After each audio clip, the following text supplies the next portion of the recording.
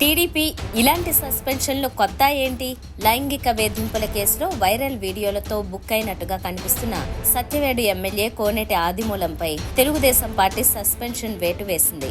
అయితే తెలుగుదేశం పార్టీకి ఇలాంటి సస్పెన్షన్లు కొత్త కాదు.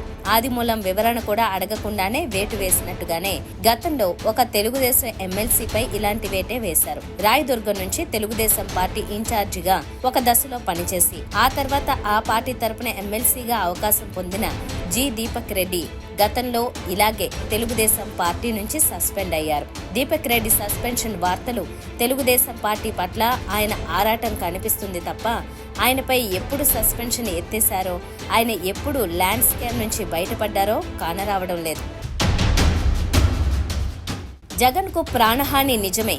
మాజీ సీఎం ఎమ్మెల్యే వైఎస్ జగన్మోహన్ రెడ్డికి ప్రాణహాని ఉందని స్టేట్ సెక్యూరిటీ రివ్యూ కమిటీ అంగీకరించింది. అందుకే Z+ భద్రతను కొనసాగించాలని సిఫారసు చేసినట్లు తెలిపింది. వైసీపీ రాష్ట్ర ప్రధాన కార్యదర్శిగా పొన్నవోలు సుధాకర్ వైసీపీ 2 జిల్లాలకు అధ్యక్షులతో పాటు కీలక విభాగాలకు నియామకాలు చేపట్టింది.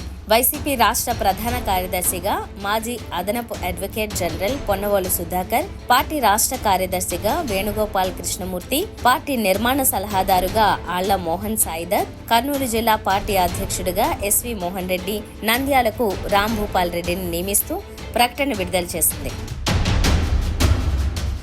డిప్యూటీ సీఎం పవన్ కళ్యాణ్ కు వైరల్ ఫీవర్.